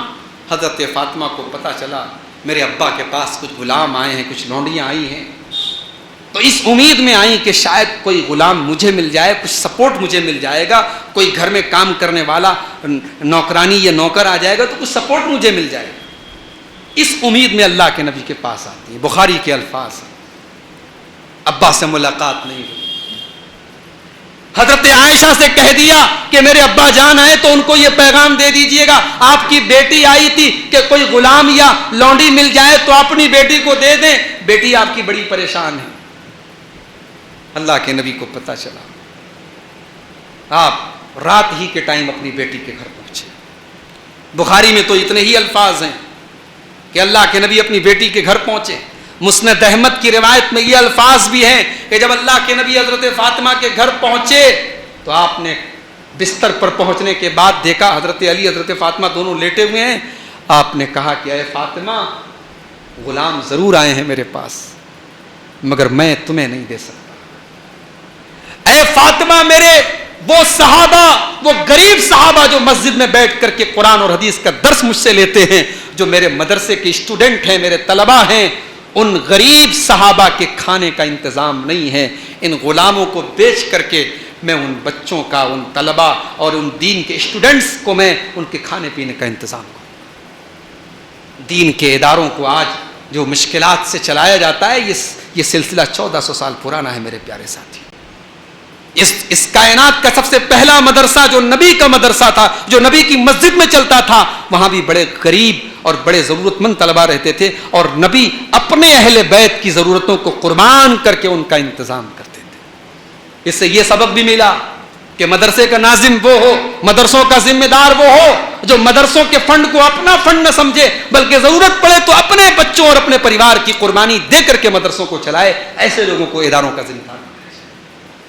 آپ نے کہا بیٹی میں وہ غلام تمہیں نہیں دے سکتا, لیکن ہاں اذا اویتما الی فراشکما, اے فاطمہ اے علی جب تم دونوں بستر پہ سونے جایا کرو, فسبحا 33 واحمدا 33 وکبرا 34, تو 33 بار تم سبحان اللہ پڑھ لینا, تم 33 بار الحمدللہ پڑھ لینا اور 34 بار اللہ اکبر پڑھ لینا. فذالکما خیر لکما من خادم, تمہیں کسی خادم کی ضرورت نہیں پڑے گی. یہ تربیت کی تھی اللہ کے نبی نے اپنی بیٹی کی کہ بیٹی کو نوکر اور خادم کا انتظام نہیں کیا, بیٹی کو وظیفہ بتا دیا کہ جب رات میں بستر پہ سونے جاؤ تو یہ وظیفہ پڑھ لیا کرو. حضرت علی کہتے ہیں جب نبی نے یہ وظیفہ مجھ کو سکھایا اس کے بعد میں جب بھی رات میں بستر پہ سونے جاتا ہوں یہ تسبیح پڑھے بغیر میں سوتا نہیں ہوں. سوال کرنے والے نے سوال کیا کہ اے علی آپ کی زندگی میں ایک وہ رات بھی آئی تھی جب صفین کی لڑائی ہونے والی تھی, اگلی صبح ایک بہت خطرناک لڑائی ہونے والی تھی, اس رات میں جب آپ بستر پہ گئے تھے تو کیا آپ نے یہ تسبیح پڑھی تھی؟ حضرت علی نے فرمایا ولیلۃ صفین, ہاں میں نے اس رات بھی یہ تسبیح پڑھی تھی. اس کو کہتے ہیں حدیث پر چلنے والا. حدیث پر چلنے والا وہ نہیں ہے جو ایک کان سے حدیث سنے اور دوسرے کان سے اڑا دے. حدیث پر چلنے والا وہ ہے جو مرتے دم تک نبی کی حدیثوں پر عمل کرے, وہ سچا اور پکا حدیث پر چلنے والا وہ اہل حدیث ہے. اللہ ہم سب کو ایسا اہل حدیث بنا دے. حضرت علی رضی اللہ تعالیٰ عنہ کہتے ہیں زندگی کی اس مشکل رات میں بھی میں نے وہ تسبیح نہیں چھوڑی. یہ تھے نبی کے صحابہ میرے پیارے ساتھی. ابو بکر صدیق کو دیکھو, آخری ٹائم ہے, سوموار کا دن ہے, آپ کی بیٹی عائشہ آپ سے ملنے کے لیے آتی ہے, باپ کا چہرہ اترا ہوا ہے, باپ کا آخری ٹائم ہے, بستر مرگ کے اوپر حضرت ابو بکر ہیں, بیٹی کی شکل دیکھتے ہیں, حال چال نہیں بتاتے, اپنی خیریت نہیں بتاتے, اپنی بیماری کے بارے میں نہیں بتاتے. پہلا سوال کرتے ہیں اے میری بیٹی فی کم کفر النبی صلی اللہ علیہ وسلم, اے میری بیٹی یہ بتا تو نبی کی سب سے قریب رہنے والی بیوی تھی, تو بتا نبی کے کفن میں کتنے کپڑے تھے. پتہ یہ بھی چلا کہ بیٹیوں کو اس قابل بناؤ کہ باپ کو مسئلہ پوچھنا پڑے تو بیٹی سے مسئلہ پوچھے. ہم نے اپنی بیٹیوں کو کیا بنایا میرے گھر. ہماری بیٹیاں آج گریجویٹ ہو گئیں, آج مئو سے ایسے ویڈیوز آتے ہیں کہ کالج میں نقاب پوش لڑکیاں ناچ رہی ہیں, گا رہی ہیں اور راستے میں سیلفی لے رہی ہیں اور اپنے ویڈیوز ڈال رہی ہیں, تو شرم آتی ہے. شرم آتی ہے کہ آج کہاں چلی گئی ہماری مئو کی ہماری بہنیں اور ہماری غیرت کہاں چلی گئی. ایک وہ دور تھا کہ پورے مئو کے اندر مثال دی جاتی تھی کہ میں مئو آتا تھا, لوگ کہتے تھے یہاں عورتیں آپ کو بائک اسکوٹی چلاتے ہوئے نہیں ملیں. اس زمانے میں جب بنارس میں اسکوٹی چلتی تھی اور لڑکیاں چلاتی تھی, مئو کے اندر غیر مسلم لڑکیاں بھی نظر نہیں آتی تھی جو اسکوٹی چلاتی. ایک شان تھی. آج وہ ساری غیرت ختم ہو رہی ہے میرے بھائی. کہاں جا رہی ہماری بہنیں, ہماری بیٹیاں آج وہ اعلیٰ تعلیم تو حاصل کر رہی ہیں, وہ ڈاکٹر تو بن رہی ہیں, وہ گریجویشن تو کر رہی ہیں, ان کے پاس سب کچھ کچھ ہے مگر ان کے پاس دین نہیں ہے. ان کے پاس قبر میں پوچھے جانے والے 3 سوالوں کا جواب نہیں ہے. میرے بھائیوں، پڑھاؤ اپنی بیٹیوں کو، اعلیٰ تعلیم دلاؤ، غلط نہیں ہے، مگر اپنی بیٹیوں کی بنیاد کو مضبوط کرو. انہیں ایسا بناؤ کہ زندگی کے کسی موڑ پر وہ چلی جائیں، ان کے قدم کو کوئی بہکا نہ سکے، ان کو کوئی راستے سے ہٹا نہ سکے، ان کے چہرے کا پردہ کوئی چھین نہ سکے، ان کی عزت اور عصمت پر کوئی دھبا ڈال نہ سکے. اپنی بیٹیوں کی تربیت ایسی کرو. حضرت ابوبکر صدیق اپنی بیٹی سے مسئلہ پوچھتے ہیں، بتا نبی کے کفن میں کتنے کپڑے تھے؟ حضرت عائشہ نے کہا نبی کے کفن میں 3 کپڑے تھے. ثلاثت بیض سحولیۃ، نبی کے کفن میں 3 سوتی چادریں تھی، 3 کاٹن کی چادریں تھی. حضرت ابوبکر صدیق نے کہا اچھا بیٹی یہ بتا نبی کا انتقال کون سے دن ہوا تھا؟ کہا سوموار کے دن ہوا. کہا آج کون سا دن ہے؟ کہا سوموار کا دن ہے. کہا کہ اے کاش آج شام ہونے کے پہلے میرا بھی انتقال ہو جائے. میرے دوست، میرے یار، میرے نبی سوموار کے دن اللہ کو پیارے ہوئے تھے، کاش آج کی رات کے پہلے پہلے میں بھی اللہ کو پیارا ہو جاؤں. اس کے بعد وہاں پہ 2 چادریں رکھی تھی. وہاں پہ ایک ایسی چادر تھی جو حضرت ابوبکر صدیق بیماری کے ایام میں پہنا کرتے تھے اور اس پر زعفران کا داغ لگا ہوا تھا. کہا کہ اے میری بیٹی اس چادر کو لے لینا اور 2 اور چادریں شامل کر لینا تاکہ نبی کی سنت کے مطابق میرے کفن میں بھی 3 چادریں. سبق یہ بھی ملا کہ مرنے کے پہلے وصیت اپنے بچوں کو یہ کر کے جاؤ کہ میرے کفن دفن میں سنت کو فالو کرنا، میرے جنازے کی نماز کسی صحیح منہج پر چلنے والے سے پڑھوانا، صحیح عقیدے کے انسان سے پڑھوانا، میرے مٹی میں، میرے کفن میں، میرے دفن میں کوئی بدعت والا کوئی کام مت کرنا، سنت کو فالو کرنا. یہ سبق بھی ہمیں اور آپ کو ملا. کہا کہ 2 چادریں اور لے لینا اور میری بیٹی یہ چادر جو بیماری کے ایام میں پہنا کرتا تھا اس کو بھی شامل کر لینا. حضرت عائشہ نے فرمایا اے ابا جان انہا لخلق، یہ چادر تو بہت پرانی ہو چکی ہے، یہ داغدار ہو چکی ہے، ہم آپ کو نئی چادر میں کفنائیں گے. حضرت ابوبکر صدیق نے فرمایا اے میری بیٹی ان الحی احق بالجدید، جب میں مر کے مٹی میں مل جاؤں گا تو مجھے تو نئی چادر میں کفنا کر کے کیا کرے گی؟ نئے کپڑے کی ضرورت تو زندہ لوگوں کو ہے، مردوں کو نئے کپڑوں میں کفنانے کی کوئی ضرورت نہیں ہے. انما هو للمولا، تو جس کپڑے میں بھی مجھے کفنائے گی اس کو مل کر کے تو مٹی میں ہی جانا ہے، کوئی ضرورت نہیں ہے مجھے تم اسی چادر میں کفنا دینا اور مجھے اسی 3 کفن کی چادر میں تم مجھے قبر کے حوالے کر دینا. اور حضرت عائشہ کہتی ہیں کہ شام تک، منگل کی شام شروع ہو گئی، سوموار کا دن ختم ہو گیا، رات میں حضرت ابوبکر صدیق کا انتقال ہوا اور رات ہی میں ان کو دفن کر دیا گیا. یہ نبی کے صحابہ تھے. موت کے ٹائم بھی ان کو اپنا انجام یاد ہے، اپنی آخرت یاد ہے. زندگی بھر نیکی کرنے کے باوجود اور ہزاروں لاکھوں ایسے عمل کرنے کے باوجود جس پر نبی کی زبان سے جنت کی بشارت ملی ہے، ابوبکر صدیق کو اپنی آخرت کی فکر ہے، اپنے انجام کی فکر ہے. عمر فاروق کو دیکھو، عمر فاروق پر جان لیوا حملہ کیا ابو لولو فیروز نے، ان کے پیٹ پر خنجر سے حملہ کیا، اتڑیاں کٹ گئیں، گھر لے کے آیا گیا حضرت عمر فاروق کو. چہرے پر گھبراہٹ ہے. گھبراہٹ اس بات کی نہیں ہے کہ مجھے آج مارا گیا ہے، مجھے زخمی کیا گیا، میری موت کا ٹائم قریب ہے. گھبراہٹ اس بات کی ہے کہ اللہ کے یہاں جانے کے بعد میرا کیا ہوگا. عبداللہ بن عباس آتے ہیں، عمر فاروق کے چہرے کی گھبراہٹ دیکھ کر کے کہتے ہیں اے عمر فاروق آپ اتنا گھبرا کیوں رہے ہیں؟ آپ تو اللہ کے نبی کے صحابی ہیں، آپ نے تو اسلام کا ساتھ دیا ہے، آپ نے تو نبی کا ساتھ دیا ہے، اور جب اللہ کے نبی دنیا سے گئے تو آپ سے راضی تھے. پھر ابو بکر صدیق کا دور آیا، آپ نے ان کا بھی ساتھ دیا، جب وہ دنیا سے گئے تو آپ سے راضی تھے. پھر آپ کا دور آیا، آپ نے بڑے اچھے طریقے سے حکومت کی، اور آج آپ دنیا سے چلے جائیں گے تو لوگ آپ سے راضی ہوں گے. آپ کو گھبرانے کی، پریشان ہونے کی کوئی ضرورت نہیں ہے. حضرت عمر فاروق حضرت عبداللہ بن عباس کی زبان سے تعریف کے یہ کلمات سن کر کے خوشی سے پھولتے نہیں ہیں، بلکہ کہتے ہیں کہ اے عبداللہ جہاں تک تم نے یہ بات کہی کہ میں نے نبی کا ساتھ دیا، میں نے ابو بکر کا ساتھ دیا، میں نے اسلام قبول کیا، یہ سب تو اللہ کا کرم تھا، اس کی توفیق، اس میں میرا کوئی کمال نہیں. مجھے ڈر اس بات کا ہے کہ جب میرا حکومت کا دور آیا تو ہو سکتا ہے کہ میرے ذریعے کچھ ایسے فیصلے ہوئے ہوں کہ مجھے اللہ تبارک و تعالیٰ کیا ان کا جواب دینا پڑے، مجھے گھبراہٹ اس کو لے کر کے ہو رہی ہے۔ اور اے عبداللہ واللہ لو ان لی طلال الارض ذهبا لافتدیت به من عذاب اللہ قبل ان اراہ۔ اے عبداللہ اگر اللہ تبارک و تعالی عمر ابن خطاب کو یہ اختیار دے دے کہ اے عمر تو زمین پر کے سونا لا کر کے مجھ کو دے دے اور میں تجھ کو اپنے عذاب سے بچا لوں گا، تو اے عبداللہ بن عباس عمر ابن خطاب زمین پر کے سونا دے کر کے اپنے آپ کو اللہ کے عذاب سے بچانے کو تیار ہے۔ لَبْتَدَيْتُ بِهِ مِنْ عَذَابِ اللَّهِ قَبْلَ أَنْ أَرَاهُ، اللہ کے عذاب کو دیکھنے کے پہلے میں زمین بھر کے سونا اللہ کی راہ میں دینے کے لیے تیار ہوں۔ یہ صحابہ تھے میرے بھائی۔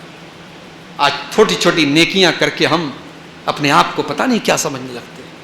کسی نے کسی مسجد میں کوئی بڑا اماؤنٹ دے دیا، کسی مدرسے نے اس نے بڑا تعاون کر دیا، تو جب تک پورا محلہ اس کا نام لے کر کے اس کی تعریف نہ کرے تب تک اس کو چین نہیں ملتا۔ یہ صحابہ ہیں جو نیکیوں کے پہاڑ تھے، لیکن مرتے دم تک آخری سانس تک ان کو اپنی آخرت کی فکر ہے۔ ایک واقعہ اور سنا کر کے بات کرنے کا۔ عثمان غنی اللہ کے نبی کے وہ صحابی جن کو نبی نے کئی بار جنت کی بشارت دی، جنہوں نے اپنی کمائی سے مدینہ کا میٹھا پانی کا کنواں بیر روما اس کو خرید کر مسلمانوں کو وقف کر دیا، جنہوں نے غزوہ تبوک کے موقع پر لاکھوں اللہ کی راہ میں تعاون کیا، اور جب اسلام کو ضرورت پڑی عثمان غنی نے اپنے خزانے کا منہ کھول دیا۔ عثمان غنی کا حال کیا تھا؟ جب بھی عثمان غنی کسی قبر کے پاس سے گزرتے تھے زاروں قطار رونے لگتے تھے۔ آج تو ہمارے یہاں قبرستان پہ بیٹھ کے جوا کھیلا جاتا ہے، قبرستان پہ بیٹھ کے غیبتیں ہوتی ہیں، قبرستان پہ بیٹھ کے موبائل پر گندے ویڈیوز دیکھے جاتے ہیں۔ انسان کتنا پتھر دل ہو چکا ہے۔ قبرستان جیسی عبرت کی جگہ بھی آج گناہ کے کام ہو رہے ہیں۔ انسان کتنا گر گیا ہے میرے بھائی۔ آج بچوں کے چوری کے واقعات ہو رہے ہیں، ویڈیوز آ رہے ہیں، چھوٹے چھوٹے بچوں کے اعضاء ان کی کڈنی وغیرہ کو بیچا جا رہا ہے۔ انسان کتنا درندہ ہو چکا ہے، کتنا حیوان ہو چکا ہے، اپنے فائدے اپنے مفاد کے لیے چھوٹے چھوٹے بچوں کو مار رہا ہے۔ عثمان غنی رضی اللہ تعالیٰ عنہ قبر کو دیکھتے تھے، رونے لگتے تھے۔ سوال کیا گیا عثمان، تذکر الجنت والنار ولا تبکی، جنت کا تذکرہ ہوتا ہے تو آپ کی آنکھوں سے آنسو نہیں آتے، جہنم کی بات آتی ہے آپ کی آنکھوں سے آنسو نہیں آتے، لیکن آپ قبر کو دیکھ کر کے رونے لگتے ہیں۔ فرمایا او لوگو میں قبر کو دیکھ کر کے کیوں نہ رہوں، میں نے اپنے نبی کو یہ فرماتے ہوئے سنا ہے، ان القبر اول منزل من منازل الاخرہ، یہ قبر آخرت کی پہلی منزل ہے، جس نے اس قبر کی منزل کو پار کر لیا اس کے لیے آگے کی منزلیں بھی آسان ہیں، اور جس نے اس کو پار نہیں کر پایا، جو اس کو پار نہیں کر پایا اس کے لیے آگے کی منزلیں بھی مشکل ہیں۔ قبر کی بھی ہمیں کوئی فکر نہیں، اپنے ہاتھوں سے ہم جنازوں کو دفناتے ہیں، مگر ہم تو قبرستان میں بھی جا کر کے ہمیں موت یاد نہیں آتی۔ برا ابن عازب کی وہ حدیث اپنے سامنے رکھیے، ابن ماجہ کی روایت ہے، جنازے میں اللہ کے نبی گئے ہوئے ہیں، جنازے کو قبر میں اتارا جا رہا ہے، اور جنازے کے ایک سائیڈ میں اللہ کے نبی اپنے صحابہ کو لے کر کے بیٹھے ہوئے ہیں اور رو رہے ہیں۔ اللہ کے نبی زار و قطار رو رہے ہیں، آپ کی داڑھی آنسوؤں سے تر ہو جاتی ہے، اور اللہ کے نبی قبر کی طرف اشارہ کر کے کہتے ہیں کہ لمثل ھذا فاعدوا یا اخوانی، اے میرے صحابہ اس قبر کی تیاری کرو۔ اللہ کے پیارے نبی فرماتے ہیں، بخاری کے الفاظ ہیں، یتبع المیت ثلاثۃ، انسان جب مرتا ہے تو تین چیزیں اس کے پیچھے پیچھے جاتی ہیں، تین چیزیں اس کے پیچھے پیچھے جاتی ہیں، دو واپس آ جاتی ہیں، ایک اس کے ساتھ رہتی ہے، اس کے اہل و عیال، اس کا مال اور اس کا عمل، تین چیزیں انسان کے ساتھ رہتی ہیں۔ لیکن انسان جیسے ہی مر جاتا ہے مال فوراً دوسروں کا ہو جاتا ہے، گھر والے قبر تک ساتھ دیتے ہیں، کفناتے ہیں، دفناتے ہیں، جنازہ پڑھتے ہیں، قبر میں اتارتے ہیں، کھڑے ہو کر کے دعا کرتے ہیں، پھر ہاتھ جھاڑ کر کے چلے جاتے ہیں۔ وہاں پر انسان کے اگر کوئی چیز کام آتی ہے اس کا عمل کام آتا ہے۔ میرے پیارے ساتھیوں، دنیا کی زندگی میں ہم اتنے نہ کھو جائیں کہ ہم آخرت کو بھول جائیں۔ دنیا تو ویسے بھی ہمیں ملے گی میرے بھائی، ہمارے مقدر کی جو روزی ہے، ہم ماں کے پیٹ میں 4 مہینے کے تھے، اللہ نے روزی ہماری لکھ دی تھی، اللہ نے زندگی ہماری لکھ دی تھی، اللہ نے سب کچھ ہمارے بارے میں لکھ دیا تھا۔ وہ زندگی کی روزی روٹی تو ہمیں ویسے بھی ملے گی، ہم حلال طریقے سے کوشش کریں گے، انشاءاللہ وہ روزی کہیں جانے والی نہیں ہے۔ دنیا اللہ نے جتنی ہمارے مقدر میں لکھی ہے وہ مل کر کے رہے گی۔ دنیا کے لیے مارے مارے نہ پھرو، کوشش کرنا ہے، محنت کرنا ہے، ٹارگٹ بنانا ہے تو آخرت کے لیے ٹارگٹ بناؤ، اور جو آخرت کو اپنا ٹارگٹ بنائے گا انشاءاللہ وہ بہت سارے گناہوں سے بچا رہے گا۔ میں آپ سے یہ بھی اپیل کرتا ہوں، اس مسجد کی توسیع کا کام شروع ہونے والا ہے، مسجد کے ذمہ داروں نے ارادہ کیا ہے، آپ سب دل کھول کر کے اس میں حصہ لیں۔ ماں و بہنوں سے بھی گزارش کروں گا آپ بھی دل کھول کر کے حصہ لیں، اس مسجد کو واقعی توسیع کی ضرورت ہے، مسجد تنگ پڑ رہی ہے اور خواتین کا بھی اوپر انتظام نہیں ہے۔ اللہ سے دعا ہے رب العالمین اس کام کو ہم سب کو مکمل کرنے کی توفیق عطا فرمائے۔ رب العالمین جو باتیں کہی گئی ہم سب کو اس پر عمل کرنے کی توفیق عطا فرمائے۔ جو ہم میں بیمار ہیں اللہ ان کو شفا کامل عاجل عطا فرمائے۔